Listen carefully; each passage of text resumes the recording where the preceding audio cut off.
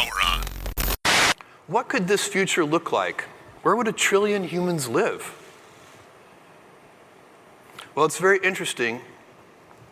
Somebody named Jerry O'Neill, a physics professor, looked at this question very carefully, and he asked a very precise question that nobody had ever asked before.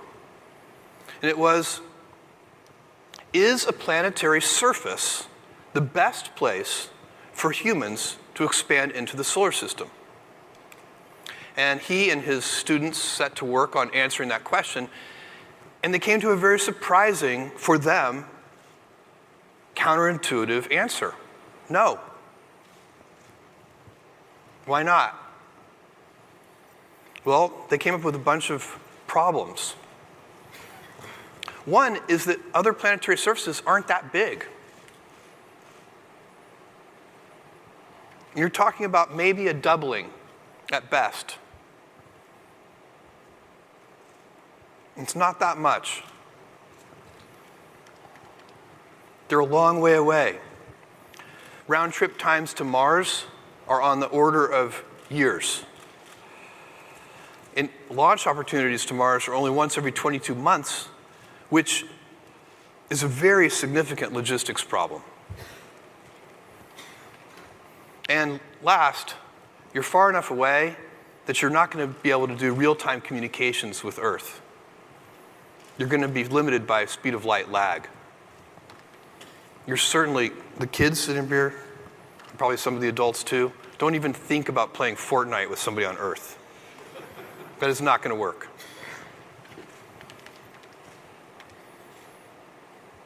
Most fundamentally, these other planetary surfaces do not have and cannot have Earth normal gravity.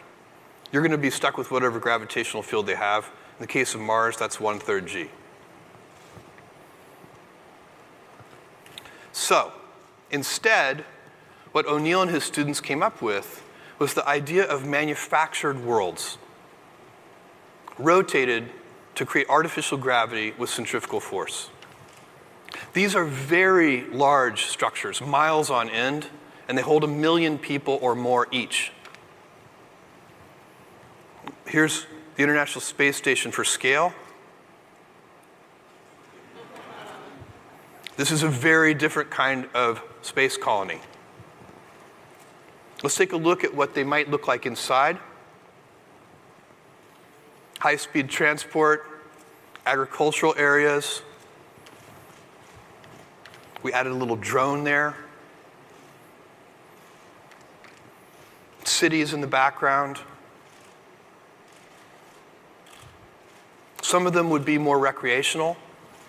They don't have to have the same gravity. You could have a recreational one that keeps 0 g so that you can go flying with your own wings. Some would be national parks. These are really pleasant places to live. Some of these O'Neill colonies might choose to replicate Earth cities. They might pick historical cities and mimic them in some way. There'd be whole new kinds of architecture. These are ideal climates. These are shirt sleeve environments. This is Maui on its best day all year long. No rain, no storms, no earthquakes. What does the architecture even look like when it no longer has its primary purpose of shelter? We'll find out. But these are beautiful. People are going to want to live here. And they can be close to Earth so that you can return, which is important because people are going to want to return to Earth. They're not going to want to leave Earth forever. They'll also be really easy to go between. The amount of energy required to go between these O'Neill colonies from one to another, to visit friends, to visit family, to visit one that's a recreational area, very, very low energy needs to transport, and quickly. It's a day trip. This is a very interesting video clip I'm going to show you. This is Professor O'Neill, the guy who, with his students, came up with the idea of what's now called O'Neill colonies, and the famous science fiction author Isaac Asimov being interviewed about these colonies. And Asimov gets asked a very good question, which is, did anybody in science fiction ever predict this? And if not, why not? And he has a very good answer. Watch this. Did you anticipate anything like this in any of your science fiction? Nobody did really, because we've all been planet chauvinists. We've all believed people should live on the surface of a planet, of a world. I've had colonies on the moon, so have 100 other science fiction writers.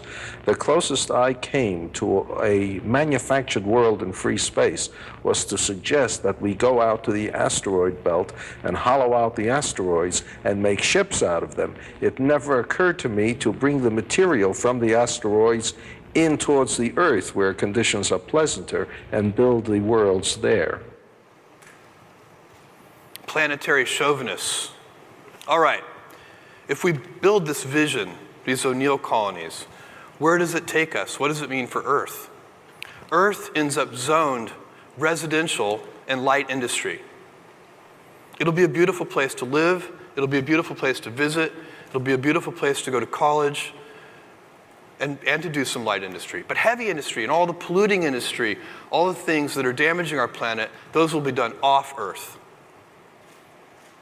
We get to preserve this unique gem of a planet, which is completely irreplaceable. There is no plan B. We have to save this planet. And we shouldn't give up a future for our grandchildren's grandchildren of dynamism and growth. We can have both.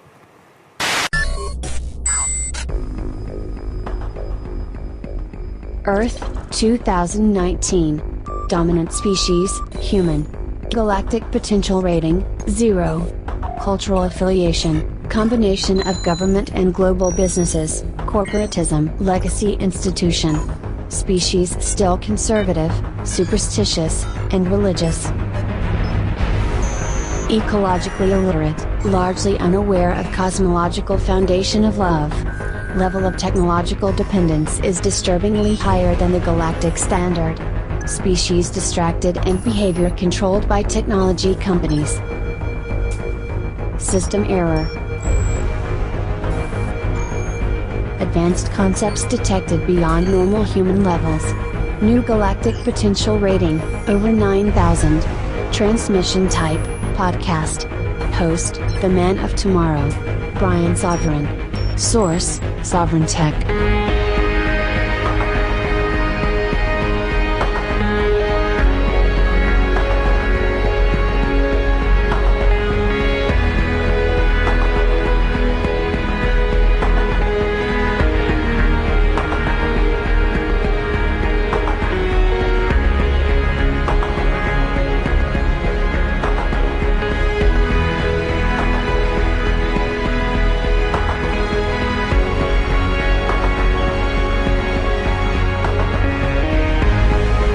Maybe a little late, but always great. It is the Golden Stallion, the Man of Tomorrow, Savzu, the Rated R Radio Star, ready to get into some action for this week's Sovryn Tech. And don't worry, you'll get another Sovryn Tech in very short order. No, we were running a little late this week.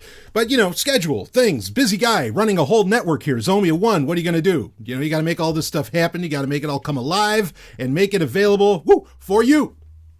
So, why not wait? Well, let's not waste any time. Of course, we're back to not back. Well, we're kind of back. But anyway, we're to our 90-minute format now, as we started last week. And we will continue that trend. And that means we get to get into the Foreplay, where we talk about all the little stories going on with all the little people. No, I'm sorry. Oh, I might have just been watching Batman listening to the Joker. Whoa, shit. Don't want to say. All right, no, I'm not going there. We're going to keep going forward here. We have a lot to get into, especially in the Foreplay. And then we're going to revisit a conversation.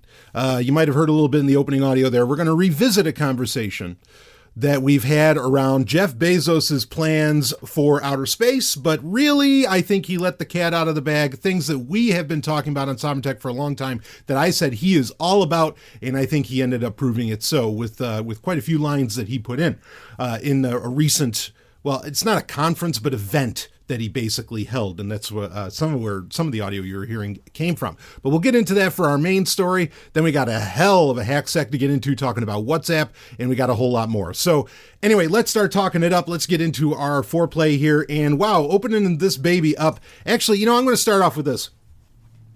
No, I'm going to hold off on that. All right, we'll start off. Since we just mentioned Bezos, let's talk about Amazon here, and talking about one of the worst devices to ever get created and foisted onto humanity. Oh, is that a word? Anyway, that's ever been put upon humanity. How about that? That being the Amazon Echo. Now, apparently, and I think this is rolling. This new feature is rolling out now. But basically, your Echo can now act as a security device. Going to read real quick here from Android Police. Amazon's Echo devices can now keep an eye, or rather an ear, on your home while you're away. An update is rolling out that enable the new Alexa Guard feature.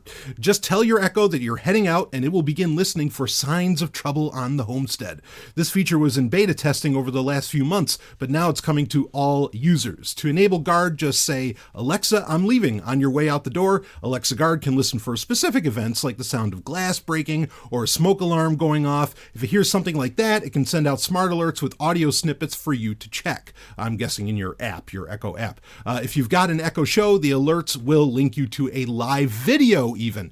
Now, this is pretty interesting because, obviously, or I think it would be obvious that Bezos clearly didn't have an Amazon Echo in his bedroom. Otherwise, when Mackenzie went, when she went out for a shopping trip or something, maybe she would have gotten a alert from Amazon that, oh, wait a minute, I'm hearing loud sounds from another woman with Jeff Bezos.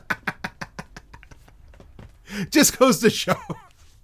Well, I don't know, like, based on some of the texts that were out there, I'm sure some glass was breaking and there were some loud sounds, and who knows, maybe Jeff was cooking pancakes, as he likes to do, and it got a little smoky and steamy, and was certainly getting steamy in there with his recent tryst. But, well, all right, anyway, I've talked about that before. Just go to episodes, I think they're like Bezos in Love is the name of it. I'm not knocking Jeff Bezos, but I do want to raise the point that, wow, what a nice little feature. Wow, I bet you nobody that actually is involved with this device actually has this or uses it. And you can say, well, that's because they have video features or they have video cameras that Amazon will sell you as well. Folks, also, understand, this is just giving more and more opportunity, blatant opportunity for, and there have been, was it Bloomberg in April? They put out that whole story about how Amazon employees are regularly listening to all kinds of audio, not even audio that you ask for, but just all kinds of audio that come from your Echo. You're just asking this thing to keep recording and record more. If it's going to listen, it's not like it's just going to sit in a holding pattern waiting for like glass to break. When you are away, it's just going to be listening all the fucking time. And understand that if the entire world, or not the entire world, but if a large enough amount of people turn on Alexa Guard, well, then, you just have 7 microphones or however many happen to be built into your Echo that are just more or less listening, at all times and ready to just pick something up. This is ridiculous.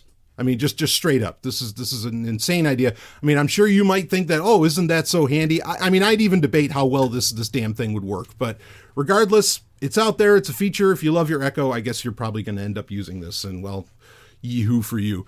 Getting into a little bit of an update from a story that we covered last week during our This Week in Blockchain segment. We have a lot more details on the HTC blockchain phone, their second one that they were planning on coming out with. And it's actually not going to be called the Exodus 2. It's going to be called the Exodus 1S, which, that's getting into, well, that's common nomenclature for a lot of electronic devices, particularly smartphones. Sounds like something Samsung would do. Apparently, it's going to be fairly new hardware, but this is where things get a little more interesting, is now we know, A, it's going to be a budget phone, meaning that it's going to be sub $300.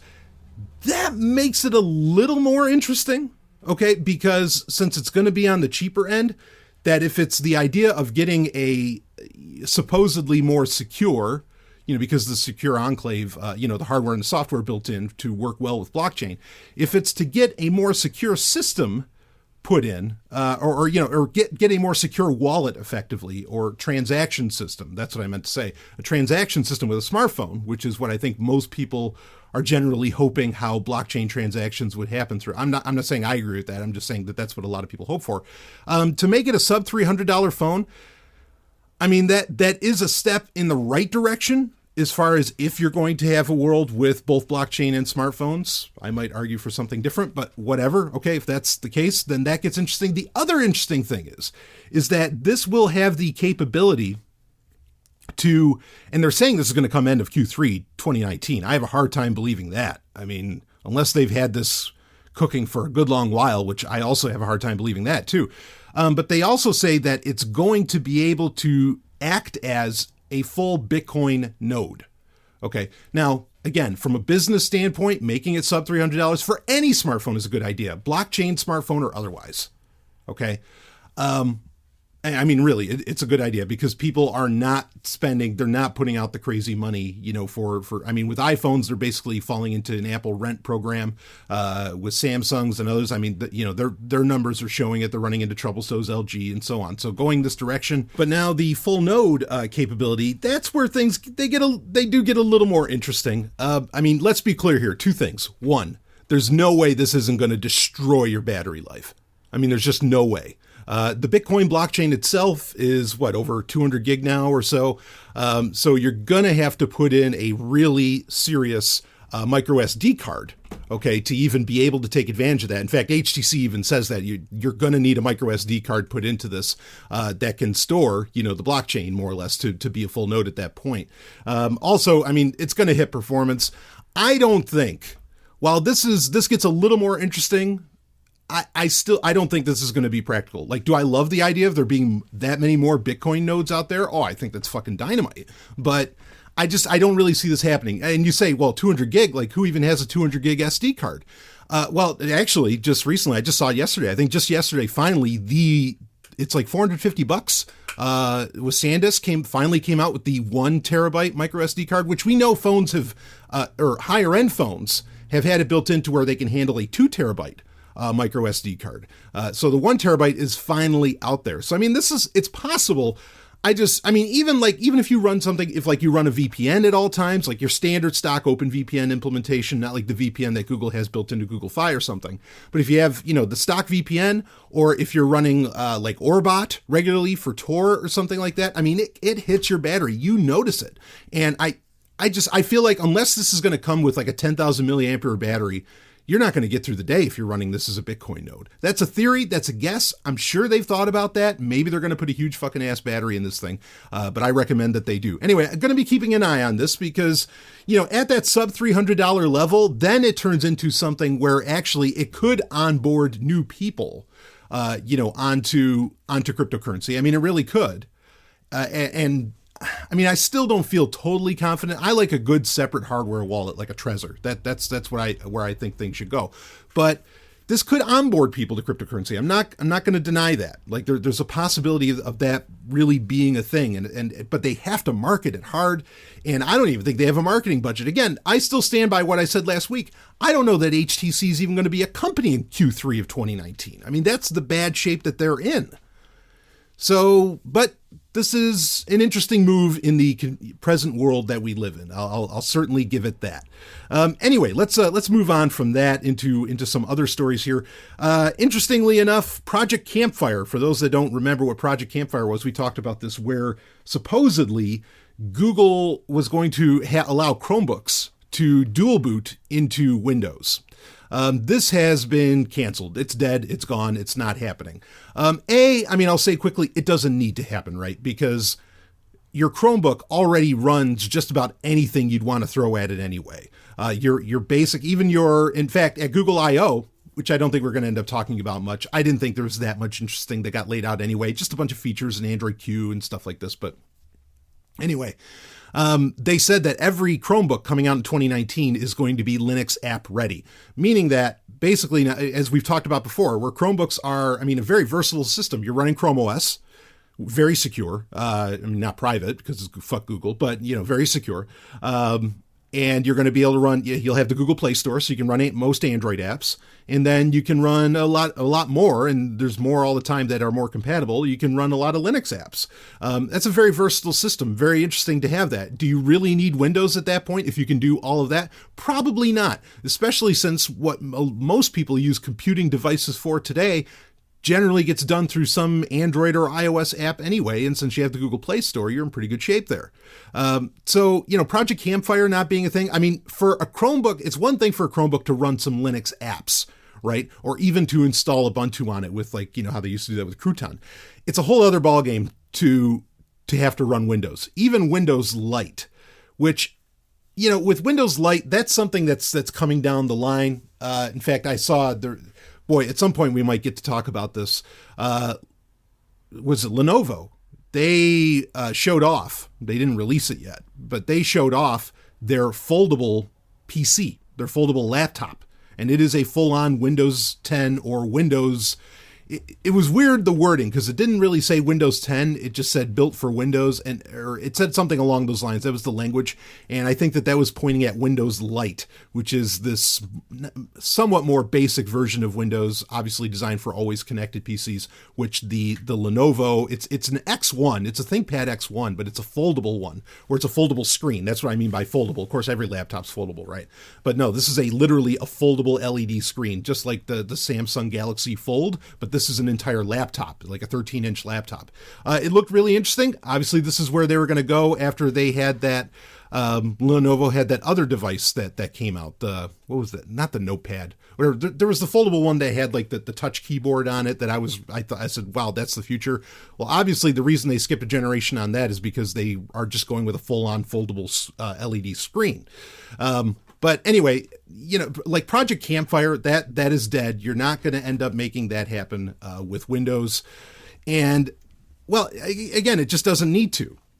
Maybe in the future when Windows Lite becomes a thing, that's something that Chromebooks would become compatible with. But we know so little about Windows Lite. We only know that it's going to end up being a thing, this really trimmed down version of Windows, more designed for newer devices, as to where, again, the amazing thing about Windows 10 is how, holy fucking A, it's been around. It can handle so many different hardware configurations that go back decades, frankly. It's the Swiss Army knife of operating systems. I've said that many times. I mean, fuck Microsoft, fuck Windows, but you get my point. So anyway, so Windows Lite, that'll probably end up becoming a thing. But, speaking of light operating systems, I saw this, and boy, I thought it was interesting as hell. I mean, I had heard about this previously, but I never really took a good look. And then I decided to take a good look at this this week. And it's Intel's version of Linux that they've been putting out there called Clear Linux. Now, they're up to what I guess you would call version 2.0. I didn't mess with it before because the installer was a bit of a pain in the ass and you couldn't run it as a live distro. Now the installer looks like you're installing Ubuntu. B, you can run it as a live distro off of a USB stick if you want. But this is a version of Linux that has two things in mind, and this is the right moves, and this is really what Windows should have been working on, and probably why they're making, or why Windows Lite is going to be a thing anyway. Which, by the way, doesn't that contradict that Windows 10 is the last version of Windows? Yes, it does. Thanks, marketing team. As always, the problem's always the marketing. But their concentration with Intel is performance and security. They want it to be fast as fucking hell, and, they want it to be secure. And they are specifically, because it is Intel, now it's completely open source, so you can check it out on Git, the whole thing, okay? It's still meant to work best and take advantage of Intel hardware. And because Intel is, intimately knowledgeable for the reasons that they invent this shit, they know best how to make Clear Linux work really well with Linux, with Intel hardware. Not only that though, but I've seen some of the performance reports, and that's kind of what got me excited about looking into this. They're showing Firefox. This thing's blazing. This might be the fastest operating system out there, especially one that comes stock, basically with everything that you'd imagine, say like Ubuntu or other popular Linux distros would come with. I am really, really fucking impressed by this. So clearlinux.org, I put a link in the show notes if you want to check it out. But, again, last week, or was it the week before, tried to make my big push here to get people on Linux. I think this is one that will prove the point because it is so fucking fast. It is so lightweight and it works so well with, I mean, as much as I love a good Ryzen processor, give me a Threadripper any day. Let's be honest, most people are still using that they have laptops or desktops are using Intel architecture. So why not use a completely open source operating system? Intel's not doing any funny business here, but use a completely open source operating system like Linux, but one that's specifically designed for that Linux hardware. And that is with in mind, this thing needs to be blazing fast. And I mean, you look at the Firefox scores alone. It is fucking slick as hell. I mean, I was just wildly impressed. I put it on a USB stick and I was checking it out and it clips, it moves. I will probably be installing this and leaving it there for the long haul on some machine. I will definitely be, trying to make this. I don't know if it's going to become my daily driver yet, but it's going in the right direction. And I do like something that we talked about when we were talking about switching over to Linux. My concern around like going to Linux Mint or a lot of these more, what's the term I want to use? Like cottage distros. How about that? Using these more cottage distros where there's not like a company behind it. There's just like this 5 to 10 person dev team. Nothing wrong with that necessarily. Okay. But the concern is that, well, they're kind of hobbyists and eventually they might just say, well, we're done. Or there might be some kind of internal strife or something like that. When it's a Linux distro being backed by Intel of all fucking things, I feel a lot more confident about that, which is also why I recommend Fedora or Ubuntu. So I'm probably going to add Clear Linux to my list of recommended Linux distros. And with the installer being a lot easier now, I think it's something that, if you're tech savvy, you can easily do it. If you're not so tech savvy, it might be a little touch of a challenge, but this could really be a big deal as far as Linux distros in the future. I could see this overtaking just about everybody. And again, to be backed up by Intel itself, this isn't going to go, I don't think this is going to go anywhere unless they decide to cancel it themselves, but that's, it's not like they have to worry about money. You know what I mean? I mean, they really don't. I know Intel isn't like having the best of the past few years, since ARM became the dominant force, but still, they're not going anywhere. So do check that out, clearlinux.org. I mean, if you're looking to get hot on Linux, you want to try something new and you just didn't want to do Ubuntu, this is something to really take a good hard look at. Speaking of Firefox, they are toying now with the idea. They haven't released it yet, but they are looking into implementing a super private mode is basically what they're calling it. And really all this is, all they're really planning on is just making an incognito window or tab or a private tab, which you can do now. That way, it supposedly doesn't have access to your history or your bookmarks or whatever. It's just like a fresh private install or private use of Firefox. This would effectively create a window that would turn it into the Tor browser. That's really all this is. I think that this is fine. If you want this sort of thing, I would say just use the fucking Tor browser already, which ironically is based off of Firefox. So this shouldn't be a hard thing to implement if they want to do. But at the same time, speaking of marketing, on a marketing standpoint, I think this is wonderful. I think this is exactly what Firefox needs to do. They are not going to win any new users based upon speed. I don't think that's going to happen. They're not going to win based on some kind of, weird feature set. I mean, even implementing a, kind of like Brave browser does, like implementing some kind of cryptocurrency wallet and stuff like this, I don't think that's going to win them anybody new. What's going to win them people over is constantly hammer Google over the lack of privacy that Google provides, because they do provide a lack of privacy. Okay. Hammer Google. Just keep hammering them over, hammer this whole privacy thing over and over again.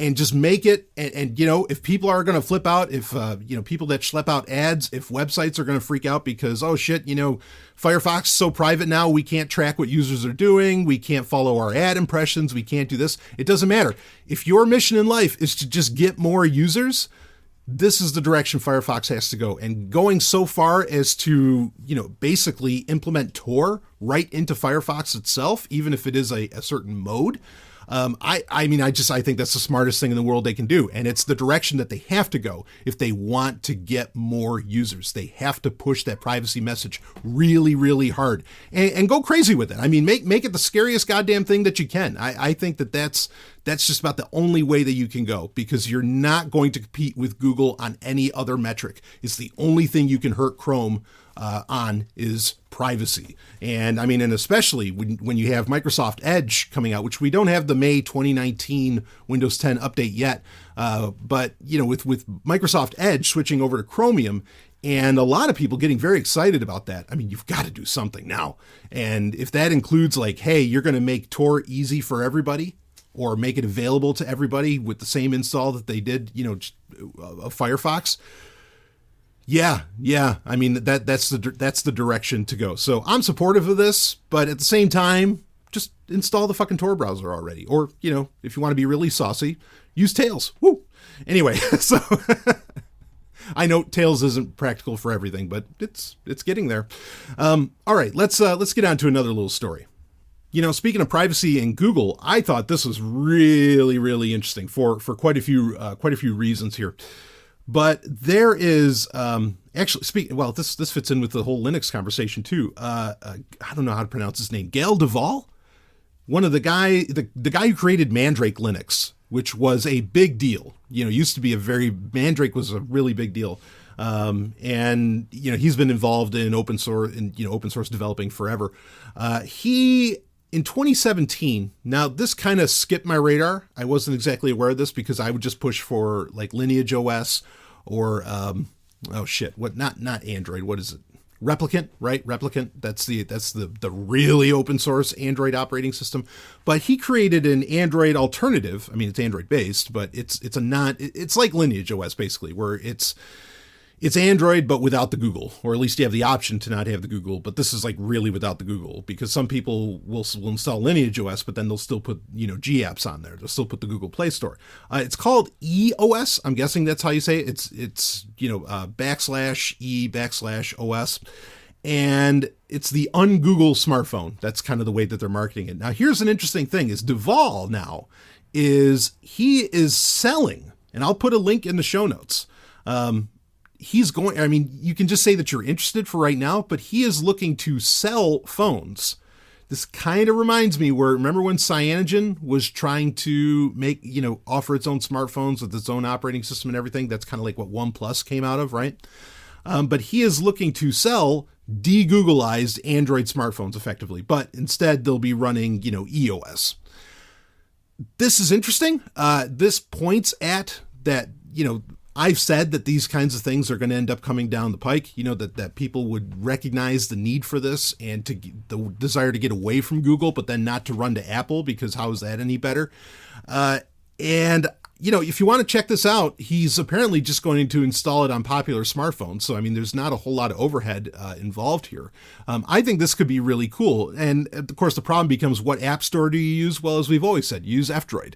And a lot of different, apps that you can think of that you'd want to use are all available there in F-Droid. I mean, I've been talking about this with the Dark Android project for years. And so it's nice to finally have somebody like really offering hardcore devices and smartphones that will take advantage of this. So I think it's something that I'm just putting it on your radar. It's something to look into. I'm not going to have a huge conversation about it right now, but great, have Android devices without the Google. I think that's fucking wonderful. So, all right. In fact, actually, no, real quick, something we talked about recently. Did I talk about it I don't know if I talked about this on a main Sovereign Tech episode. I talked about it on the Zomia 1 Underground Wednesday Q&A, which if you want to become a part of that, zomia1.com, sign up, baby. Anyway, I talked about it on a Wednesday Q&A where it's called Librem 1. And basically Purism, the company Purism that has come out with the Librem laptops over the years, which we've talked about on Sovereign Tech, they have created services like Librem Social, Librem Chat, Librem Mail. They're trying to create an entire app suite that can replace everything you do with Google, basically. They're trying to, in fact, even Librem Social is, it's Mastodon, but they're trying to replace, whatever you do with social media and have you do it all right there through that app. That is supposed to be available. It's available on Google Play right now, and I think it's also available on iOS, actually. But regardless, they want that to be apps for their Librem smartphone, the Librem 5, but they do want to make them available in F-Droid. So you'd be able to take advantage of that on these EOS smartphones from Deval. So anyway, check out the link in the show notes if you want to say you're interested and look more into those. I might try and get the guy on the show. Actually, got a great offer to try and get the CEO at Purism onto the show, and we'll see if we can make those interview happen. I have a few interviews that I've got lined up, so that'll be cool stuff. Anyway, an interview that I'm not going to get is with Jeff Bezos. As much as, boy, I think that'd be a fascinating fucking conversation, don't you? Imagine that, the Golden Stallion, two bald, attractive men, just, kind of shooting the shit, and, well, anyway. Bald, jacked, and I still can't get over those pictures of Bezos, man, where he looks like the Terminator walking down the street. It's incredible.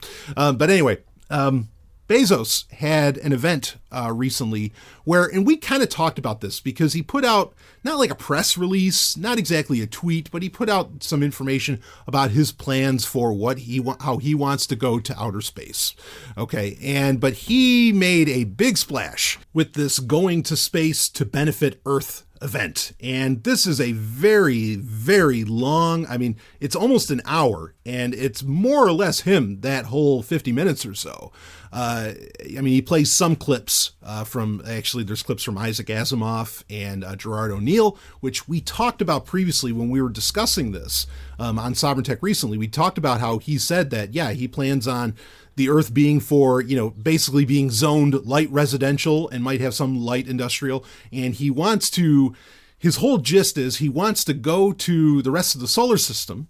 And I agree with him more or less that we're not going to get much further than the solar system as far as going out into space. Okay. I have recently learned about some theoretical technologies where I was like, actually maybe we could develop an engine that could take us to other star systems. Because I've been, for years on Sovereign Tech, I've been very hard line on the fact that, look, we're not going to do Star Trek, like not going to like all these different solar system, all these different star systems or anything like that. We're sure as fuck never going to go to other galaxies. I don't think anybody imagines that, but we're not going to be traversing the Alpha Quadrant at all or anything along those lines. We are going to be stuck in our solar system in any practical and meaningful way. I've also debunked the notion of generational ships, like the idea of, raising like families on these ships as they go out to other solar systems. I said, no, that's absolute bullshit because your kids didn't choose to live that way, and humans have very much earned the right to be on Earth. I'm reminded of War of the Worlds, right?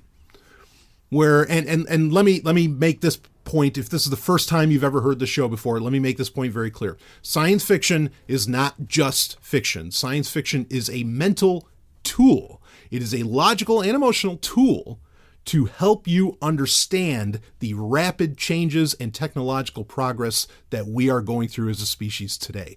Science fiction is not just fiction. You can use it as an exploration, almost as mental experimentation, a theoretical framework, that you can think within to try and grasp what is going on and what people like Jeff Bezos are doing in the world today. So don't message me and stop telling people that, that's just science fiction. No.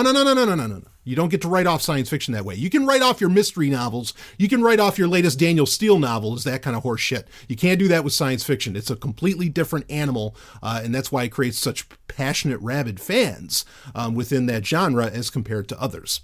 So anyway, where was I going with that? I get lost because I get so tired of people telling me that crap. Well, anyway, the point I was going to get to is that, I don't see generational ships as a thing. I did learn that to put it simply, and actually fans of Star Trek would know what this is, a black hole drive is something that I've learned about. It's not a new idea. It's not exactly new. I've learned about recently where, that's actually possible, and that can get us pretty close to the speed of light. That's very interesting. And then, traveling to other star systems does, Proxima B, going to Proxima Alpha Centauri, things like this. That's where that becomes a little more practical. But that's a conversation for another time. We're not going there right now. Right now, we're sticking within our solar system, which is where I think things very much matter still, even if we could create a black hole drive and go elsewhere.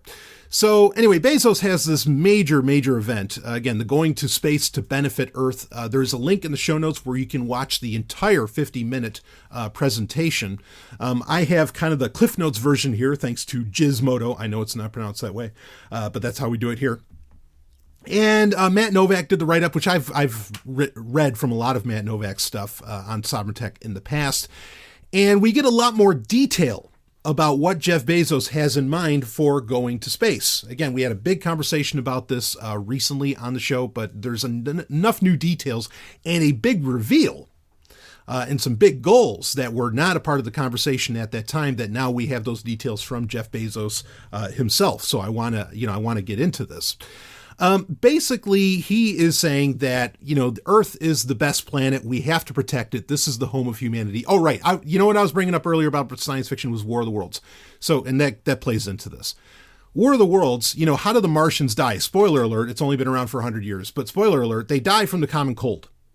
Humans don't die from the common cold. Point is that we have been, through evolution, we have been so adapted to this planet, we have very much earned the right to be here. And any species, I don't think there's aliens anywhere nearby, even our solar system, and they've sure as fuck never been to the Earth. But if they did, they would, just evolutionarily, would have to earn the right to even exist here.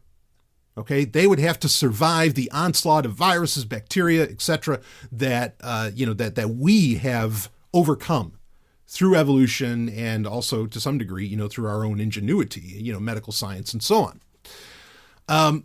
So, Earth, we have the right to live here. Is it the best place for us? Absolutely, because of that same thing. Rights are a funny issue, but we're not going to go there right now. So to protect it, yeah, I get it. And Bezos's overall gist is that let's move heavy industry. Let's move all these different, things that we do that potentially harm the Earth. Let's put it all into outer space where it is either perhaps beneficial, like on Mars, right? On Mars, heavy industry would be a good thing if you're trying to terraform it, with whatever, global warming, right? But, yeah, so I get his gist, and he's talking about creating these O'Neill colonies. He breaks these all down. He has full animatics. I really do recommend you watch the entire presentation that he did. But he has full animatics of what these, O'Neill space stations would look like. A lot of them, some of them would be like resorts. Some of them would look, he says, some of them might look like very, Earth-based cities. Like some might look like Paris. Some might look, on the inside. But they're like these cylindrical things, and they would have artificial gravity. Now, Gerard O'Neill's space station plans, these are very old. This is stuff that he came up, or that the late Gerard O'Neill came up with in the 70s. There's whole books about the matter. You can look into those. It's very interesting stuff. It's well done science. And they are effectively possible. Okay. So he wants to get, have space stations up there and all this. And Bezos's main point is that right now we don't have the infrastructure to take advantage of going to the stars and of what the rest of our solar system can really give to us as far as resources. Because he says, or his gist is that what happens when, here's a direct quote from Bezos from the talk. What happens when unlimited demand meets finite resources? The answer is incredibly simple. Rationing, end quote. So his gist is that eventually, you're going to have so many people on this planet, blah, blah, blah, that, you can't feed everybody. There's not enough energy to have the planes go round and round, etc. And you're going to end up having to do rationing. He's probably referencing something like Soylent Green, right? Some science fiction classics where you end up in a very much a dystopia where, only the elites get access to what even today we would consider run-of-the-mill things that we get to do, like hop in a plane and go somewhere. That's his gist. Do I think he's wrong about that? I don't want to say he's right. And I talked about this last time we had this conversation, but I also am not like 100% confident that the market will somehow solve all this. Okay. And I'm just putting that out there, just saying it. Okay. I don't have that kind of quote unquote faith, and that should bother anyone that I would even say that when it comes to the market, because that makes it sound like the market's a religion. To think on that one. But regardless, I don't have that much faith that that's going to happen. Like action has to be taken. So Bezos, of course, his resolution to this is the good news, quote, the good news is if we move out into the solar system for all practical purposes, we'd have unlimited resources, end quote. Direct quote from Bezos. Now, I want to concentrate on this for a second. Why? Because this proves my point that I've taken a lot of heat for. I said that Jeff Bezos, I've said this many times, certainly over the past year, if not before, that Bezos is planning on, he's anticipating a post-scarcity society. He's gunning for that. He is shooting for that. He wants to make that a reality. Okay, now is it pseudo post-scarcity? Yes, because there's no such thing as literal post-scarcity. And he makes it very clear. He says, for all practical purposes, we'd have unlimited resources. He's saying for all practical purposes. He's not saying that there is such a thing as post-scarcity. I mean, again, of course not, right? I mean, the universe is a finite resource.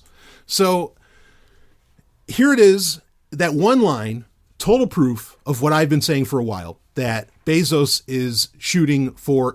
There's a book, Trekonomics, that I've recommended to people, where he is trying to create very much a Star Trek future without going to other solar systems and warp drive and all that. But otherwise, that's more or less what he wants to implement. Is he looking to get past money in this world of unlimited resources? I would almost argue yes, or at the very least, he's trying to make it so that the money side of things in people's minds effectively disappears. And the reason I bring that up are two.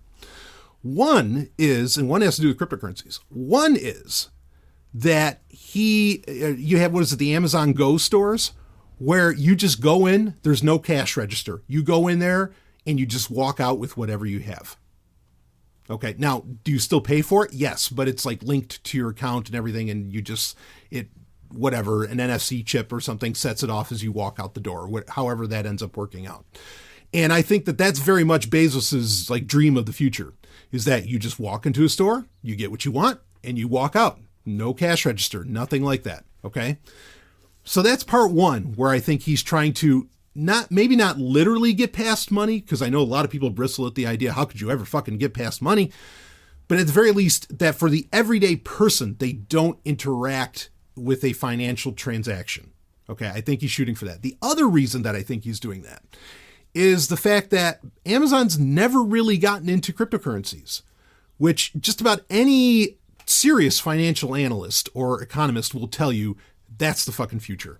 I mean, in a lot of your more rogue, forward-thinking, even like major companies within the financial industry, like asset trader, I mean, all kinds of different people, recognize, oh no, we got to get cryptocurrencies in our mix, because everything's going to get put on those at the very least, even if it's not Bitcoin, even though I think Bitcoin's going to own all ass. And I mean that with like, really, we love Bitcoin on Sovryn Tech, you know that. So, but I think the reason that everything's going to end up getting onto blockchain, into some form of cryptocurrency, etc. Okay, maybe they don't want to use the word cryptocurrency, but the fact that Amazon has never developed its own, when it would seem to be the company in the prime position to create its own cryptocurrency. I mean, I've always said that Amazon would never accept Bitcoin, because Amazon won't do anything that doesn't come out of their own labs, right? Like labs 1, 2, 3 at Amazon. They won't do anything that doesn't come out of their own X projects. So they're not going to bother with that. But the fact that they've never done a cryptocurrency, I think points at that they would not want to posthumously get, accused of, like Bezos in the future wants to get people past the idea of, at the very least, thinking about money. Not saying that money would go away, but thinking about it. That he could say, well, but you created a cryptocurrency that funded all of this to happen. So like, you're full of shit that you wanted to get past money, blah, blah, blah. Yeah, that's my opinion, is that that's another key element of what he's trying to go for here. But he's really trying to go for this pseudo, meaning that it feels like post-scarcity, but obviously it literally isn't. He's trying to go for this post-scarcity society, I think, with a lot of this. And moving all of this industry and moving everything out into outer space is his direction to do so. Now, there's another point I want to get to on this, but all of these plans that he lays out, okay, and he brings up how the New Shepard launcher, or the New Shepard space vehicle that Blue Origin, his space company, has been testing out, that is this year, 2019, is going to be sending humans into space. It'll be intriguing, and we will talk about it on the show if he ends up doing that. But that's the plan, and that's impressive. So then let's keep going on that train. So the big reveal at the end of this. And then I want to get into his critics, because I think I'm not saying he's right, but also I think his critics are dead wrong when they heard about this. And it's a conversation worth having. So at the end of it, he ends up showing off literally a lunar lander, and it looks very much like, the Eagle has landed, the stuff used during the Apollo missions. And it's big. Like, you can see a picture of him standing in front of it. This is a big thing, and it is designed it's called Blue Moon. One can just imagine the song playing Blue Moon, right? That whole thing. And there was Jeff Bezos standing alone, if you know the lyrics. So yeah, here he is with Blue Moon, and it's a reusable, as in it can go up and down, and it constantly reusable, moon lander, basically, that he's planning on here.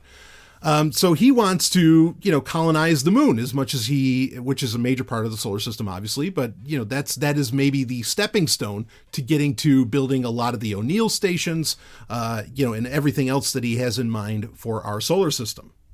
So having the New Shepard spacecraft, having the Blue Moon lander, okay, and launcher, just back and forth. There's some interesting conversation around him using hydrogen fuel cells as well, and part of that is to make everything reusable. That's another technical conversation to get into, but I want to stick to the overall gist here. He wants to build the infrastructure. His analogy, ironically, does have to do with money, but his analogy is that Amazon couldn't exist without the credit card system existing previously. And so his idea is that to have, to start taking advantage of all the resources in the solar system, to get access to it, to build the O'Neill stations, to do all these things. The infrastructure is just not there, and he wants to be the guy that builds the infrastructure. And he makes it very clear, this is a generational program, not a generational ship, but a generational program where it's going to be, quote unquote, our grandchildren, okay, that are going to be the ones that will probably either A, be building the O'Neill stations or inhabiting the O'Neill stations, but the infrastructure has to get built right now. And New Shepard, the New Shepard launcher, the Blue Moon lander, and a lot of this other stuff, that's the start of that infrastructure. This is a big plan. He is thinking very, very long term. This is a guy we know that thinks long term, right? He's the guy that built the 10,000-year clock that's in the middle of the desert right now. Who the hell knows what's supposed to happen at the end of that 10,000 years, but maybe he has a 10,000-year plan. That's fucking impressive. Now, his detractors, as soon as he held this event and it was available for everybody to watch, he had so many people come out that I think we're being very unfair and actually intellectually dishonest with what Bezos was saying. For one, they all come out and they start saying that, well, we need to solve our problems on Earth before we start heading to the stars. That's the basic gist that they give. All right. And there was one she was even writing saying, we're talking about, she lays out everything and she says, these are people that believe we can upload our brains to computers, so that we can live forever. And we shouldn't do that because we don't understand consciousness. I completely agree with that point. And I've made the same point many times, that I am not I'm not unsupportive of transhumanism, but I am also not interested necessarily in transhumanism at this time, in the concept that we're going to upload our brains to computers, because, well, for one, I think we serve our nerve endings more than we serve our brain, but that's one thing. But then also we just don't understand consciousness well enough to think that we can do that. Okay, I just don't believe it. That's anywhere even remotely on the roadmap. That's not even 100 years away. anything like that, and then it's even an ethical question if that's really you that got put into that computer, into data bits, that's 1,000 years away. I mean, I can't even imagine the science behind that. But and anybody that says they do, I think are full of shit, and they're just, again, they're being intellectually dishonest and lying to you. But speaking of intellectual dishonesty, saying that, okay, Jeff Bezos's plans for our solar system, for humanity going to space, is somehow like derailed or not true or not possible or shouldn't even be thought about or considered, and should be disregarded because he plans on uploading his brain to a computer, that's intellectual dishonesty. Like, that's not a critique against his plan. All right. Now, the overall idea that, and this is basically what most detractors of what Bezos laid out in this entire presentation, is that, well, we should solve our problems on Earth first, and figure out how to treat each other with respect before we go to outer space. I agree that we have a lot of problems on Earth. I agree we don't know how to treat each other with respect. I mean, we can't, if somebody wants to be called a she instead of a he, we don't even have enough people to decently call the person a she if that's what she wants. And that's such a basic thing that people can't wrap their heads around. I don't know why, but I mean, that's outrageous. However, here's what I think people are missing. Okay. That is that I don't think that, like solving these problems on Earth, that's the rub, is that I don't think we can solve these problems on Earth. I think that you need to have a lot of social experimentation, social experiments, different communities, parallel communities. But the beauty is that if you take them into space in these O'Neill colonies or whatever, it doesn't have to be a parallel society. You can just do it all right there. In that space station, and you can try it out and you can try your way. And, if you want to be a colony of communists, you want to be a colony of capitalists, whatever the fuck you want to be, give it a shot. And if it doesn't work, well, sure, you might pay the ultimate price, but better that than, risk all of humanity on your unproven ideologies. And also, I mean, again, if you have the small group of people, or maybe not so small group, because it seems like there's a bunch of people on Twitter that are on board with each other on various things, on all different ends of the spectrum of the, say, political or ideological spectrum. Go ahead. All of you go up to space. You start your colony. You hop in your O'Neill colony or something. I mean, apparently there's going to be plenty of them. And, the resources are going to be practically or for all practical purposes will be unlimited. So everybody should be able to get one of these babies. Give it a shot.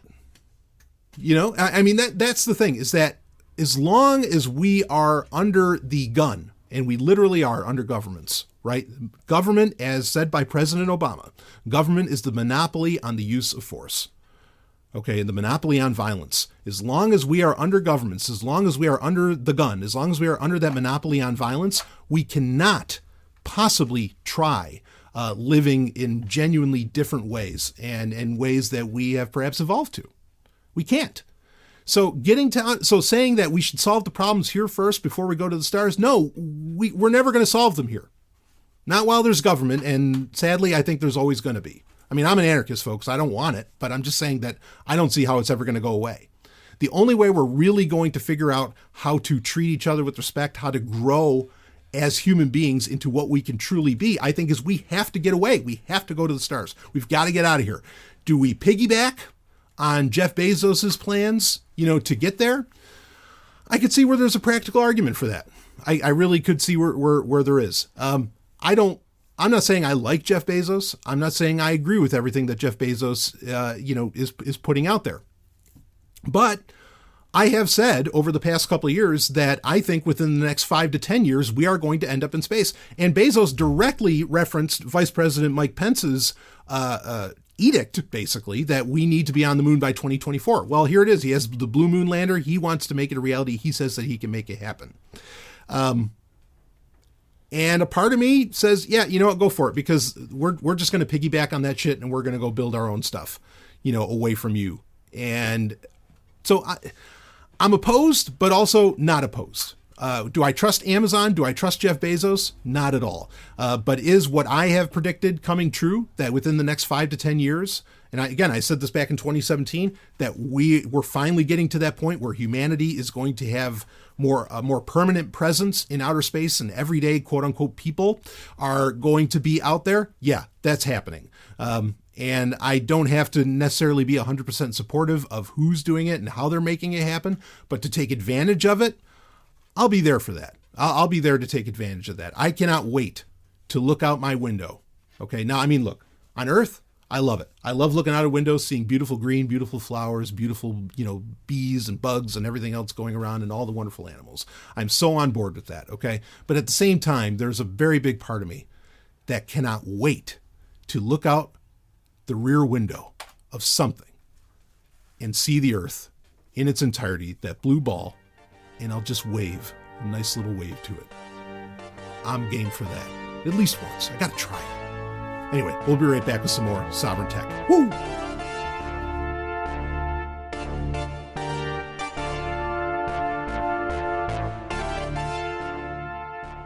Hey, if you have a project that needs reliable cryptocurrency data, check out blocktap.io. Blocktap.io is a universal cryptocurrency API. You can get historical prices for Bitcoin and other digital assets that you can use to build charts and do market analysis. Blockchain data is also indexed, so you can get transaction statistics, address balances, and more for Bitcoin and other networks. Blocktap.io is free for personal use, and you don't even need to create an account to access the API. To get started, try some of the example queries on the homepage at blocktap.io. Again, that's blocktap.io. blocktap.io, and we thank them for sponsoring Sovryn Tech. Woo! Let's get back to the show.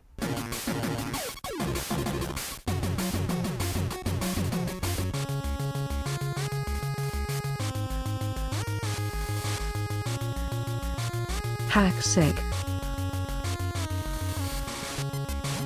It is time for HackSec, where we talk issues of hacking and security. And, well, if you want to talk about what it'd be like to live in space, a great place to do that, I want you to check out a Sovryn Tech sponsor, Free Talk Live, freetalklive.com. It is a radio show, huge radio show, number 27 talk radio show in the United States. You want to get on that? It's an open phone show. You can call right in 7 nights a week, 3 hours a night. They rock that baby. And you can talk about whatever you want to talk about. And I suggest you do. Get this conversation. Seriously, I think get people ready. This is going to happen in the very near future. If it's on Bezos' rockets, Musk's rockets, whoever's rockets, it's going to end up happening. And hopefully we all get to take advantage of it and get away from all these assets. But anyway, something interesting. I don't know if you bought the Google Titan key. If anyone did, Google is sending out free replacements now. Apparently there was an exploit found that had to do with, basically it took advantage of the Bluetooth pairing between the device that you were using so your Titan key works like a YubiKey, where it's a second factor authenticator. And if someone was in 30 feet, again, within range of the Bluetooth field, which your average Bluetooth field, depending upon the strength of the signal, is 30 feet. It would allow for remote access to the device that the key was paired to. And this is I brought up this concern, and this is why I've recommended using YubiKeys instead of Titan keys and Bluetooth keys, because with the YubiKey, you have to plug it straight in. You're not going to get any remote execution or remote exploit of any kind, because it's right there at the fucking device. Okay. The other thing now, you can get a YubiKey 5 that allows for NFC connection, but that's very different. And that's not even 30 feet. You've got to be kissing that device basically. So, there's a lot more security involved with that. But they are, Google's doing the right thing. They are basically eating the cost of sending out totally new Titan keys to people, because it's at a hardware level that they have to do it, I guess. It's a firmware, but yeah, I'm not sure why exactly they're just mailing out new ones. I suppose I could look into that, but this is why I recommend YubiKey. Not going with, because I got asked this before, and I said, yeah, I mean, for what it is, the Titan key is fine, but that Bluetooth functionality was a concern of mine, and I think this kind of proves the point. Also, the Titan key was off of the Google store for a while, but it is back now if you want one, but I would just stay away. Just get a YubiKey. Anyway, that is not what we are here to talk about, but I cannot implore you enough. I think I said it last episode. I repeated it over and over again. Buy a YubiKey, buy a YubiKey, buy a YubiKey. Don't buy a Google Titan key, okay? Just, if you want to use it with your smartphone, just make sure your smartphone has NFC, which most smartphones that take advantage of, like Google Pay and others do have NFC. So just have that, and then you can use a YubiKey 5 with it. Anyway, what we're really here to talk about is, oh boy, what is really, I mean, honestly, this is just the latest in just a long line of flaws with none other than Facebook's WhatsApp. Now, let's be clear here. WhatsApp existed. Obviously, Facebook bought it out. WhatsApp existed beforehand. WhatsApp is arguably the most popular messaging app in the world. That's the reason that Facebook bought it, because they didn't want it to compete with its own messenger. WhatsApp, there was this has apparently already been patched on iPhone and Android. Okay, so it's app specific, but basically a malicious actor could call your WhatsApp number and the phone call wouldn't even show up. This is so insane. The phone call wouldn't even show up, but it would inject spyware onto your iOS or Android device. I'm going to read a little bit here from Android Police. WhatsApp vulnerability exposed civil rights promoters to hacking attempts. Here we go. So WhatsApp is scrambling to determine the impact of a now patched vulnerability in its iPhone and Android apps that allowed hackers to inject spyware into users' devices. The security hole is at the center of at least one known recent hacking attempt against a lawyer representing a group suing the surveillance software vendor that made the spyware. The Facebook-owned messaging service said in a statement that it distributed a server-side fix on Friday and an app update to users on Monday. The message goes on to say, quote, this is coming right from WhatsApp, this attack has all the hallmarks of a private company known to work with governments to deliver spyware that reportedly takes over the functions of mobile phone operating systems. We have briefed a number of human rights organizations to share the information we can and to work with them to notify civil society. End quote. A source has told the Financial Times that the company alerted the Department of Justice last week. Spyware users were able to inject malicious code into their target device by initiating a voice call to the corresponding WhatsApp account. It doesn't matter if the call gets picked up or not. NSO Group, the Israeli company that made the spyware in question, was briefed on the exploit and is investigating. It is said that these calls usually disappear from the call logs. And that's where it gets weird. So I guess you could see the call, but the call could disappear from the call logs. That's what I was saying earlier. And NSO is one of these companies, security, quote unquote, security companies that will sell off exploits, vulnerabilities to governments and other, well, shall we say, interested parties. And the problem here is that, again, WhatsApp now is getting billed as, because it's implemented the Signal protocol with end-to-end encryption. Like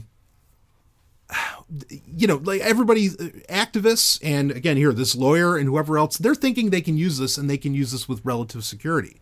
And no, nobody's going to actually look at this. Here's the thing. With WhatsApp, it's just over the years. I could put a link in the show notes with a list of all the problems, all of the bugs that WhatsApp has had over the years, and they're bad. And it's bad enough that WhatsApp originally didn't even have encryption in the first place. Then there was, what was it a couple of years ago where they allowed for cloud backups of messages, but then you found out when you enable cloud backups, those cloud backups wouldn't be end-to-end encrypted? This is really fucking bad. What WhatsApp has going on here. And there's too many. There have been too many problems with WhatsApp over the years. And I would argue that based upon the fact that it is owned by Facebook, like I am not opposed to the idea that a lot of these backdoors that WhatsApp has had over the years, including this one, could have come from government edicts saying, or government orders, gag orders from the FBI, whatever, and that has been suggested in the past with WhatsApp, that, okay, you need to put in a backdoor so that we can read stuff that's going on in WhatsApp, and you can't tell anybody that that happened. Now, this ended up getting patched, but that doesn't mean that it wasn't some kind of ordered backdoor in the past. And it doesn't help that last year, the founders of WhatsApp, they're gone. In fact, what's one of the founders of WhatsApp doing? Is it not Brian Johnson. Anyway, but he, hashed over some 50 million or something like that to Signal, to the Signal Foundation. Because I mean, and they said it was over privacy concerns. I think they know that WhatsApp has very real problems. And here's the issue. Even if you don't really use WhatsApp, just having the app installed on your phone could have made you vulnerable to this exploit that we're talking about right here. And I mean, again, the research is still being done on this, but this is just, I tell people get off of Facebook. Folks, if you can, get off of Facebook in its entirety, especially when it comes to things of this kind of importance. I mean, if you're rocking an Oculus account, I think there's a little bit of a difference there. That's a whole other conversation. But especially since we know, since F8, where, Messenger is getting baked underneath and where, they're trying to allow for cross-platform communications. If this is happening on WhatsApp and say, well, yeah, but I don't use WhatsApp. I just use Instagram direct messages, which don't do that. I know they're going to start encrypting those, but or I just use Messenger or something like that. The problem is that because the entire ecosystem that Facebook has is getting interconnected as far as messaging goes, none of them are safe. So you can't just leave Facebook. You can't just leave Facebook Messenger. You have to leave Instagram. You have to leave WhatsApp if you want to get away from these clusterfucks. And I really again, it's been too many years where this has happened over and over again, where it seems really clear that, or it's heavily suggested, I shouldn't say really clear, it's heavily suggested that an exploit was because it was an ordered backdoor. It was something that they knew was there and that they would end up patching. Now, this leads to the fact that why it's a horrible idea because here's what governments do, right? Of course, they say, well, we need you to put in this backdoor for anti-terrorism reasons. The problem is that any backdoor is accessible by anyone, right? So the quote unquote, and I put that in quotes, okay, or how about this? How about I put it this way? Because it's all a fucking narrative. It's all bullshit. The protagonist or the antagonist, okay, can take advantage of the same thing that the protagonist in the narrative that you are buying, they can both access that. And that's why you can't have any backdoors. You're better off not having backdoors. If your claim is because of, state security or something, you're better off plugging everything. So that way the quote unquote bad guy or the quote unquote enemy, and I'm putting all this in quotes, okay, because it's all a fucking narrative. It's all horseshit. Okay. But the enemy can use the same exploit that you have. That's the rub. That's the problem here. Now, to make matters worse, I mean, even if you say, well, but maybe that didn't happen. WhatsApp did their due diligence. They solved everything server side. They solved everything app side. Here's the thing that a lot of people don't know about WhatsApp. WhatsApp purposely, first off, it's not open source. That's a huge problem right there. That's numero uno reason not to use it. Okay, stick with Signal. If you really want to, Telegram, there's another conversation to have around that, around their encryption, but whatever. Stick to one of those two that are completely open source, okay? WhatsApp is not open source. It's not that they're not even just open source. They purposely obfuscate, you understand? They confuse their development process so that security researchers can't even really look at it. Like they make it hard for you. Stay the fuck away from this app. That is the moral of the story. Get away from Facebook in its entirety because it's all getting linked and you don't want to be a chain in that. Or a chain link in that. Woo! I'll be right back. Beyond the moon, Fighters, wave after wave after wave. lies a lone outpost in space. Potentially dangerous alien technology was smuggled aboard this station. Beyond the stars Blood calls out for blood. lies a dream for universal peace. One night you'll wake up and find our teeth at your throat. Beyond imagination Who would do this? Why? lies Babylon 5, the series. Babylon 5 is available for download on your favorite torrent site. See it now to experience the greatest show in television history. Babylon 5.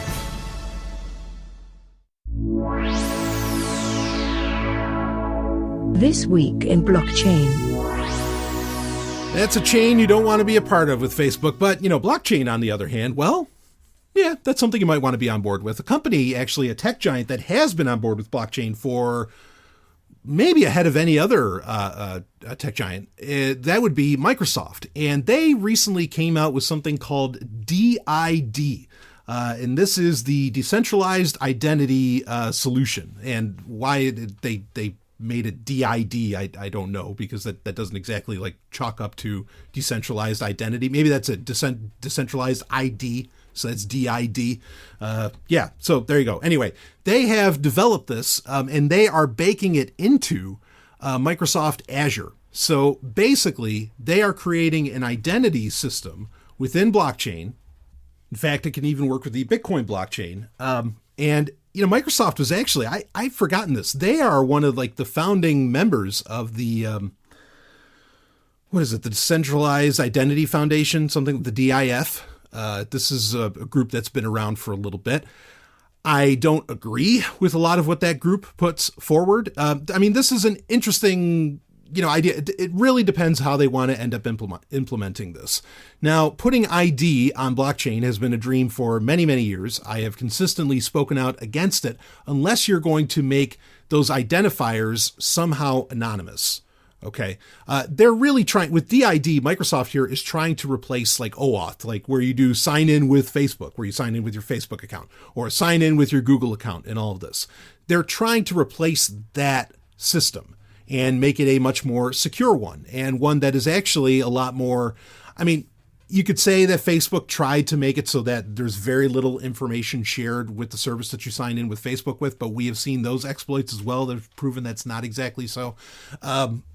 DID would be another attempt at that where supposedly you're only going to give so much information and the required information to get access to whatever account or whatever service you're trying to access. Okay, for example, if the service doesn't need to know your name, it doesn't know your name. If the service doesn't need to know your age, it doesn't know your age. It only gives the relevant information.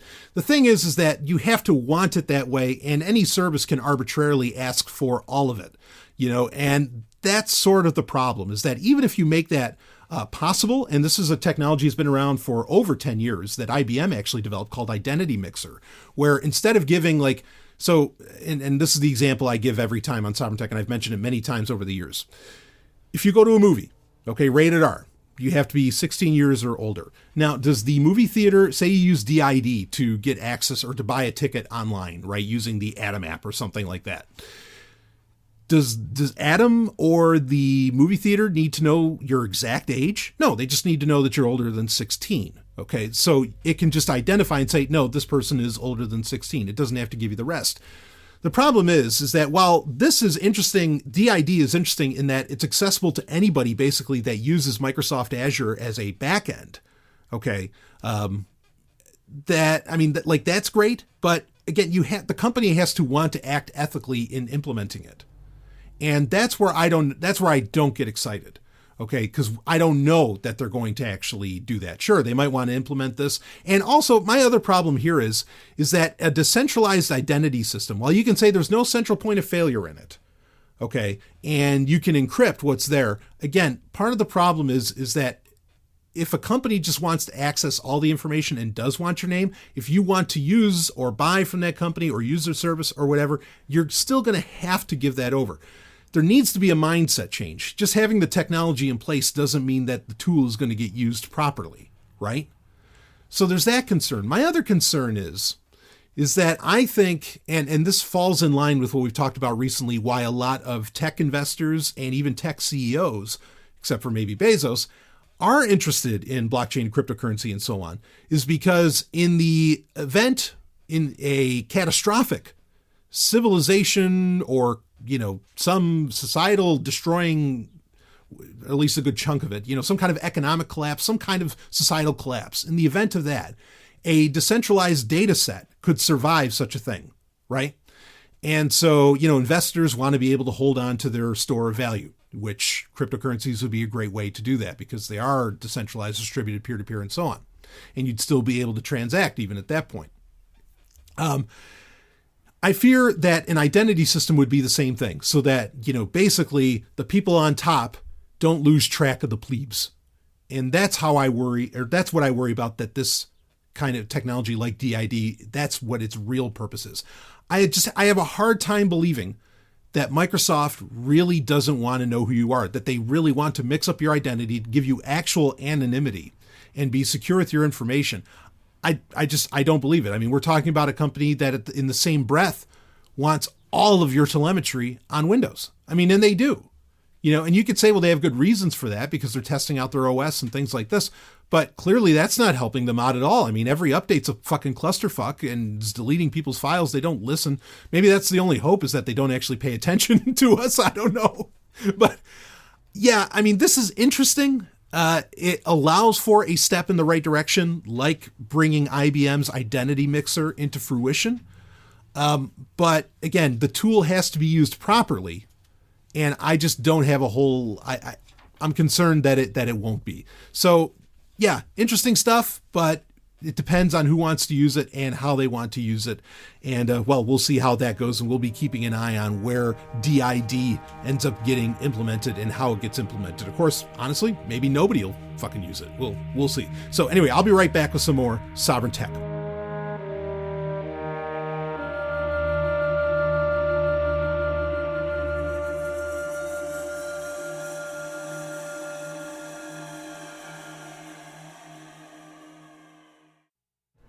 In 2014, he ran from Miami to San Francisco, raising awareness for Bitcoin and the homeless epidemic in America, and now he's doing it again. Blockchain evangelist and advocate for homeless rights Jason King is running across North America right now, from Miami to Santa Monica, right now. 5 years later, his commitment to promoting blockchain technology and fighting the homeless epidemic in America is stronger than ever. And you can help Jason now by going to blockchainacrossamerica.com.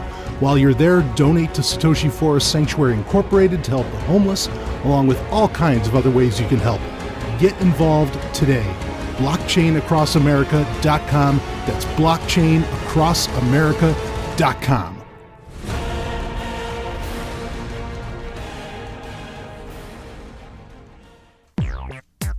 This week's online review. It is time for this week's online review, where I scour the internet for only the finest products that perhaps Sovryn Tech listeners would like to get their hands on. And this is one, I'll tell you, actually, I've kind of done this before, but this is off of Amazon of all things. We got to get our asses into space, so let's buy on Amazon. No, I'm not suggesting that. I'm not recommending that. Don't take me out of context there. This is the AutoExec Wheelmate. And yes, Mr. Wayne, it does come in black. No, it really does. It comes in a lot of different colors. The AutoExec Wheelmate, it is basically this desk that you can put under your steering wheel, and that you could set your laptop or your iPad on, or your smartphone, or something like this. Now, I'll tell you, I've done this, so I'm going to read the description, but I've done this sort of thing before, where I have used I'd have a case on my smartphone that would have, a little stand on it or something, and I would latch that into a steering wheel. And then I had and I always keep one in my car. I have a Bluetooth keyboard that I keep around for if I have to write out a long email or long response or something quick via my smartphone. I'll have that there. And I even have a famous picture, or quote unquote infamous picture, of me doing work. I was actually doing cybersecurity consulting from the front seat of a car with my smartphone in the steering wheel and holding my Bluetooth keyboard. Anyway, so I've kind of done this before, but this is, you kind of have to look at it. It looks like a desk that just, you turn your steering wheel, 90 or 180 degrees, you turn it upside down, then you put there's little hooks that will latch it onto the steering wheel, and then it's a desk of sorts here. So let me read the description very quickly. So the AutoExec Wheelmate attaches easily to your steering wheel by turning the steering wheel upside down and placing on the lower half of the wheel. Convert your steering wheel into an ergonomic work surface that's great for writing or to use while eating in the car. The lightweight construction makes it easy to carry with you or store in the back seat while not in use. The Wheelmate can be used with a small laptop and now comes with a tablet cutout, making it ideal for a more comfortable work solution. So you get the gist. But you would use this, goes on your steering wheel, and you can kind of do this work. Let's read some of the questions here as far as this goes. Here's a question. Is the AutoExec Wheelmate strong enough to hold up a microwave oven? I like to cook bacon for breakfast, and this would save time on my commute. And here's the answer, very helpful answer. What sort of Philistine cooks bacon in the microwave? Okay, I admit I used to... If you know what Philistines are, that's hilarious. Anyway, okay, I admit I used to, but there are better options that will cook better bacon and also be within the weight limits of the AutoExec Wheelmate. Now, if you want to go electric, you'll need an adapter for the cigarette lighter. Then it gives off a whole list. Let's see, can it slice bananas too? Is it better than the Hutzler 571? Nothing is better than here's the answer. Nothing is better than the Hutzler 571 except for, of course, the Mountain 3 Wolf. The Mountain 3 Wolf Moon short sleeve tee. There's an irony in this, folks. Because someone might be right behind me wearing a Wolf Moon t-shirt. Not short sleeve, though, so she's okay. Thanks, Ellen. Anyway. Although, if someone were to utilize all three of these items at once, a tear in the space-time continuum would result in the destruction of our solar system. So please use responsibly. Ellen, for fuck's sake, take that shirt off. It's going to create a rift. Let's see. Does blood wipe off of it easily? The AutoExec Wheelmate table is designed to clean easily and in most situations. Blood wipes off easily if it is someone else's blood. If it's your own, well, it depends entirely on what you have cut off. Then wiping may become a problem. Let's see. What's the average number of fatalities per user? Just an estimate is fine. The answer to that question is, the question is misleading. The number of people killed using this device is 0. The people who have been killed are all the drivers of other cars, pedestrians, bike riders, and joggers.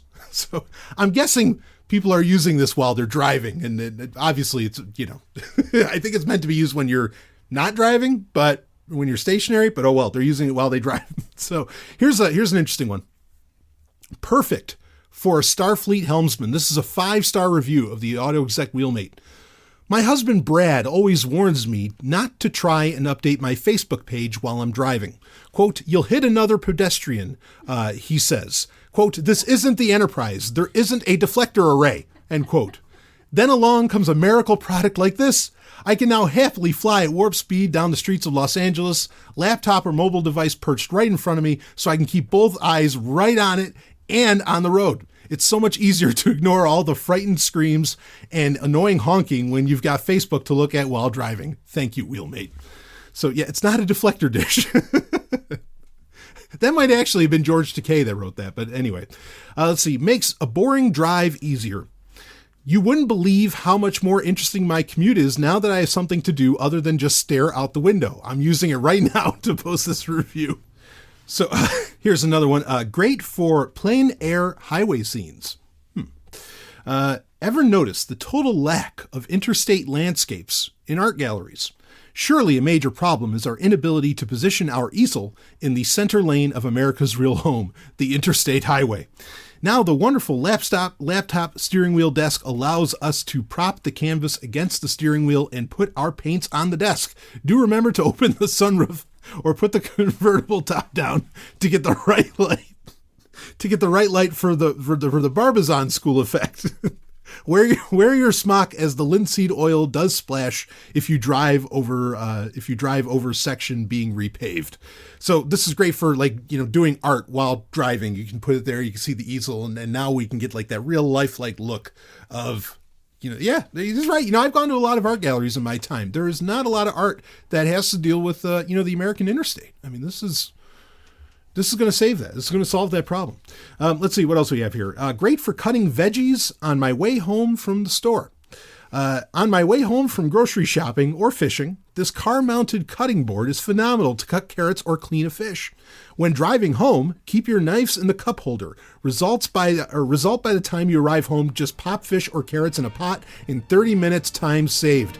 Extra bonus for trying to balance the juices of fish or veggies nicely in the center of this board without spilling onto the carpet. Can you beat that? You got to get it.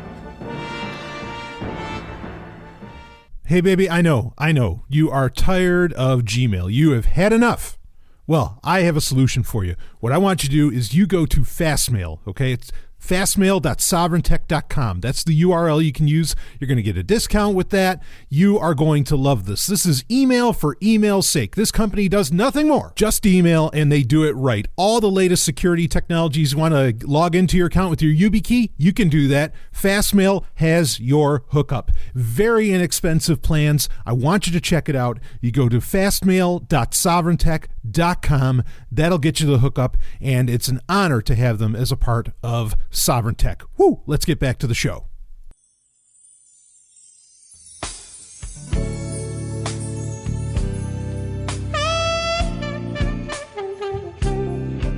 The Climax.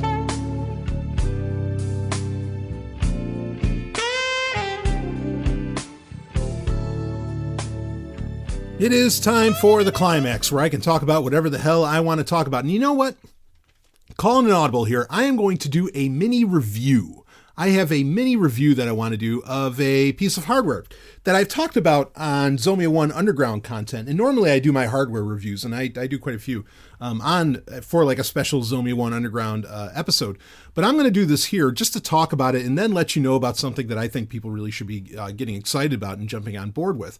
But my review is of the Pine Book. Now, the Pine Book is a laptop, basically, and it's a $100 laptop. That's literally all that it costs.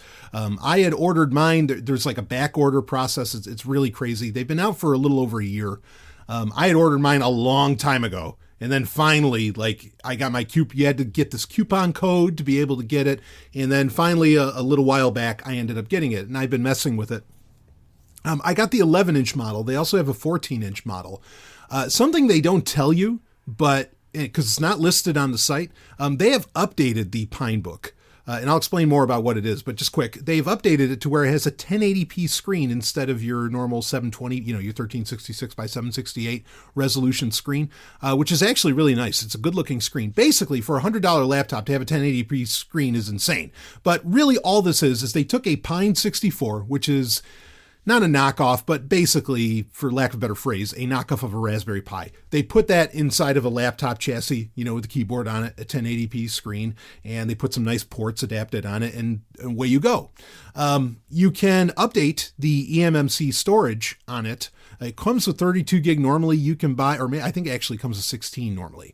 And you could buy a 32 gig or a 64 gig add-on eMMC card or chip onto it, drive onto it. And I got the 64 gig eMMC on it. The beauty of the Pine Book, this is completely open source hardware. Okay, we've been talking about the importance of open source software throughout this episode, but the importance of open source hardware should not be understated. And this is a very real push in that direction. This is not a powerhouse, okay? Anybody that knows what a Pine 64 is, it's a lower end little ARM processor, not a lot of RAM. This is not something that can really be a daily driver as much as I would want it to be. The battery life on it has been pretty phenomenal, depending upon which OS I've installed on it. But the beauty of the Pine Book, it's true, the Pine 64 as well, but of the Pine Book is that it is a laptop that can very easily run BSD distributions, like FreeBSD, OpenBSD installed on it fairly well. I have been very impressed by this basically $100 computer. And again, I don't know that all of you are going to be able to get one of these. And I'm not even necessarily sure that I'd recommend it unless you really want something. Here's where I would recommend using a Pine Book. Okay, unless you really want to use open source hardware and you really want like totally open hardware and you want it to run, say, BSD or something like that, then I think this makes sense because it can be a pain in the ass. Even FreeBSD can be a total pain in the ass to install on just about any other hardware configuration or your average laptop that you get out there. It sucks, like just straight up. Okay, this works very well for that. It has an operating system already on it. It's a KDE-based operating system that's on there, Linux, obviously, that you could just rock and roll with. But if you upgrade the eMMC drive on it or storage on it, you're going to be installing something else. It works really well. I'll be honest. One of the best things that it can do, I think it's a damned handy Plex server, because it has the screen built on it. Because a lot of people use like a Raspberry Pi as their Plex server. And that's a great idea. Like, that's a great use for a little computer. Just hook up a huge hard drive to it. I mean, huge as in storage space, like a 4 terabyte, 8 terabyte, whatever hard drive to it, and then just have the little computer, right? I mean, that can be a very nice implementation, especially if you get like an 8 terabyte hard drive, like you get one of those Seagate ones, right? Where you can plug in the Seagate drive. The Seagate drive actually has USB ports on the front of it, and you can power the Raspberry Pi right off of the hard drive. So it's only taking up one plug, which is nice, right? Because the idea of using a Raspberry Pi, it's power efficient, blah, blah, blah, or that's one of the ideas behind it. Also, it's inexpensive. But with a Pinebook, here you have, really open hardware that you could do a lot. I mean, you could do even more than that. You could run, actually, you know what I would do? And I might end up doing this with my Pinebook, because it's an all-in-one little computer, doesn't suck off a whole lot of power, because it's basically just a Pine 64 with a 1080p screen on it. Okay. You could almost use it as a media center, and you can put VLC on it and it works. Okay. And you can kind of watch 1080p video on it. Just don't dare do anything else. Okay. Web browsing's a little rough on this, whatever. So again, it's not exactly a daily driver. We'll reference that though in a second. Okay. But this could be great to, again, put Plex on it, okay, and have it run as like your Plex server to, host your media wherever you happen to be, and then maybe put Pi-hole on it, okay, and because Pi-hole, I think, is more, it's designed to work on something like a Raspberry Pi, but it's OS based. Doesn't require the hardware of the Raspberry Pi, even though it's in the name. So you can run Pi-hole on it, on this, and again, the nice thing is that unlike a Raspberry Pi, you can just, if you have this somewhere else in your house, say, you have this all plugged in, and the keyboard and the trackpad, which the trackpad sucks on this thing, but the keyboard it's a little rough. The keyboard and the trackpad, and you've got the screen right there. And, you could have all of this nice little open source software, Plex server, Pi-hole for, keeping ads, that works as basically as a system or a network-wide ad blocker, among other things. It also helps with, preventing certain security exploits. There's a lot of stuff you could run on this, and it's just a nice all-in-one computer, and it's for only $100. That works. Now, here's the rub, though. Okay, so the Pinebook is great for that, but that's the thing, is you'd want it, and you just want to leave it plugged in. It's great that it's a laptop as well, because that means that if the power ever goes out, you don't lose your, because here's a problem, like if you use it as a Plex server, right? If you use it to host your media, because I don't trust streaming services for shit. If you use it to host your media, like what happens oftentimes, right? If you have it, say you're using a Raspberry Pi as your Plex server. Now you could set up an UPS, sure, and resolve that. That's one solution for this. But this is a nice all-in-one for this whole situation. You can have, say the power goes out while you're away. And sure, your router, and your modem, all that are, well, router modem, most people have a combination device, but anyway, all of that's designed to power right back up as soon as the power comes back on. Your Raspberry Pi, not necessarily, or at the very least, you can't log back into it, right? Or it won't automatically log back in. So having, a laptop there that has an internal battery, power goes out while you're away, you can still, when everything comes back up, that's still running, as long as the power isn't out for 10 hours, and you still get your Plex server once, kind of the power comes back on. There's nice little things that you can do with a device like this.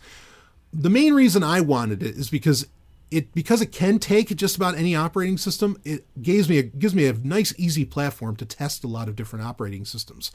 But the Pinebook is, again, it's there to serve the open source community. And that's what, when you go to the website for it, I'll put a link in the show notes.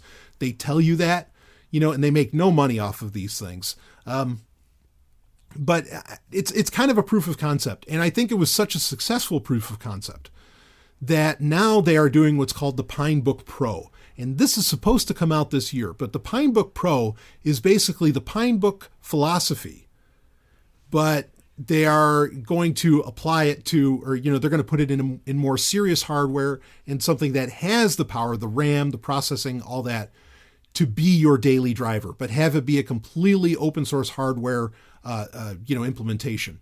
And I'm really, really excited about this. And it's only supposed to be $200. So to have all that extra power, still be a $200 package, and have it be a laptop that maybe could get people even beyond Linux and get into working with BSD or more secure implementations and everything. I mean, Linux is plenty secure. I'm not saying that. But I think this is where things get interesting. And this is where some of what we've wanted on Sovryn Tech for a long time can come to life. I mean, because I've had to recommend buying, old ThinkPads, old T400s or X200s, right? That you could put LibreBoot on. But those are, showing their age. There's varying issues there. So to have a new computer, and especially one that only costs $200, because I mean, to get, an old T400 or an X200 done proper, you're going to spend a few $100s, way more than $200. I think this is a good step in the right direction, a good step into the future, quite frankly. So the Pinebook Pro, keep an eye out for that. I would hold off. If you want to get into this sort of thing, just wait for the Pinebook Pro. Don't go with the Pinebook. If you really just want to jump on it, or you want to have a little system that's only $100, again, you might have to wait to get your hands on it, that can do all the things I talked about, like have it run Plex and Pi-hole. Yeah, I think the Pinebook would be a great little $100 device, to do that with, and maybe even better than a Raspberry Pi, because again, it's all in one. You can just pick it up and go. So check that out. Check out the Pinebook if you want, but really, I'm very excited for the Pinebook Pro. And overall, today, with this episode, I'm feeling a little excited about the future again. Anyway, I'll see you next week for Sovryn Tech. Don't forget to become a member of the Zomia One Underground. Just go to Zomia1.com, get access to thousands of hours of exclusive content, as well as new content that comes out every single week. And I will see all of you on the other side. You just experienced Sovryn Tech. Go to sovryntech.com, that's SOVRYN tech.com, and connect with us there. Find links from today's show and catch our podcast feed. Sovryn Tech is copy heart. Copying art is an act of love, and love is not subject to law. So please share the show however you like. Welcome to the evolution.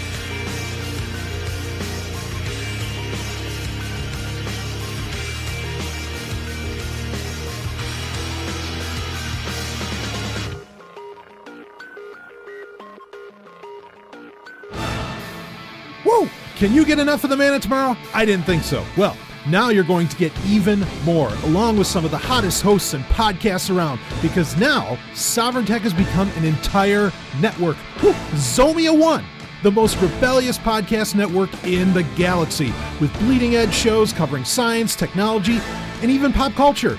Podcasts like Sovryn Trek, bringing you the latest and greatest in everything Star Trek. TIE Fighter Renegades, a Star Wars podcast, where the Man of Tomorrow and Robin Freebeard talk Star Wars like no other show out there. The Hard and Fast podcast, where metal is king and the latest album reviews and interviews with the greatest acts in hard rock and heavy metal happen. And you can even become a member of the Zomia One Underground and get access to thousands of hours of exclusive content and shows. And this isn't Patreon, baby. Oh no, this is all happening on the premier podcast platform, Podbean.